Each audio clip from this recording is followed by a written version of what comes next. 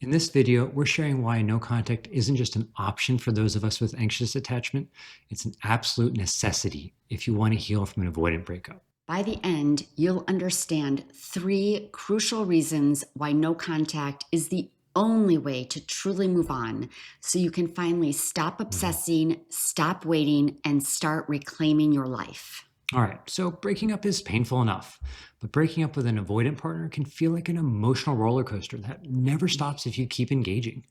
You tell yourself it's over, but then they send a casual text, and suddenly you're back in the cycle of confusion, false hope, and heartbreak. Does this sound familiar? You know the relationship wasn't fulfilling, but you can't stop thinking about them. Every time they disappear, you feel abandoned, but the moment they return, you take them back, hoping this time will be different. You feel like you're the only one trying to fix things, while they remain emotionally Mm. distant. If you have anxious attachment, this cycle can feel impossible to break. But first, let's start by defining what we mean by no contact. No contact means exactly what it sounds like: zero communication with your ex. No texting, no checking their social media, no, oh, I heard their dog died and I know how close they were to their dog. Let me just check in on them. For some, this feels extreme, especially if the breakup was amicable or if you're used to staying friends with your exes. But when it comes to an avoidant ex, staying in touch can keep you trapped in a painful loop of false hope, rejection, self doubt. So here's what you need to know. No contact isn't about punishing them, nor is it a trick to make them miss you. It is about protecting your peace, your healing, and your emotional freedom. Here are the three biggest reasons why no contact is absolutely necessary after breaking up with an avoidant. Number one is to break free from the anxious avoidant trap. If you have anxious attachment, you probably know all too well the painful push pull dynamic of an avoidant relationship. They pull away when things get too close, and then you chase after them, looking for reassurance and reconnection. And just when you're about to move on, they suddenly come back, only to disappear again the moment things get too serious. This isn't just a pattern, it's a trap. And the longer you stay in it, the harder it is to heal. I'm sure many of you can relate to this. You've finally accepted that the relationship is over. You haven't heard from them in weeks. And then out of nowhere, they text just to check in.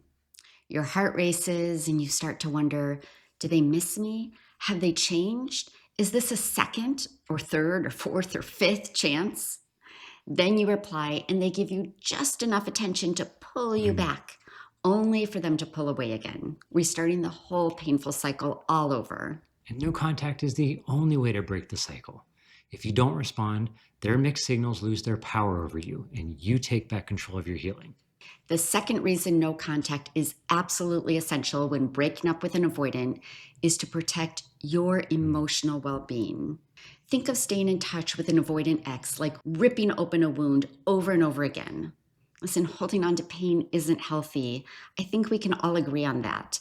But in the early days of breaking up with an avoidant, you need to remind yourself what being in Mm. a relationship with them felt like 90% of the time, so you don't find yourself making the common mistake of remembering only the good times and wishing them back. So remind yourself about every time they left you on red, Mm. taking hours or even days to reply, which left you feeling rejected and scared and unimportant. Every time they refused to provide any type of emotional reassurance and told you you were too needy for asking for it. And all the other big and small injuries that you experience when in a relationship with an avoidant partner, only for them to act surprised when you express hurt and say, they've never done anything that would hurt someone who wasn't so needy. Trying to continue to engage with them will keep you trapped in a painful space of self doubt and longing. And you may think you can just stay friends with your avoidant ex, hoping to keep some kind of connection. But every time you reach out, they reply with short, unemotional texts or take forever to respond, even though you can see they're active online, liking and commenting on other people's posts. And then you find yourself feeling anxious, ignored, and rejected all over again. But you can't let go, so you keep trying, hoping for different results, and it only deepens and prolongs your pain. Listen, no contact is the only way to stop this cycle of rejection. So instead of waiting for validation from someone who struggles to give it, please put that energy and attention on yourself and focus on your own healing. The third reason maintaining no contact with an avoidant ex is absolutely essential is that they are unlikely to change. Hey, as therapists, we are big believers in change. Mhm. But guess what? Change isn't easy. So someone has to really want it. And while we've absolutely seen avoidance in therapy who have made the choice to grow and change and done so successfully, if your ex refused therapy, you need to let go. A healthy relationship requires mutual effort. But if your avoidant ex refuses to acknowledge or work on their attachment issues, staying in touch won't fix anything, and it will only keep you stuck. You might hope that with enough love, patience, or understanding, they'll finally open up. But if they've told you, I just don't do emotional conversations, you're too needy, or I'm just not built for long term deep relationships, or messages along those lines, then remember what Maya Angelou said.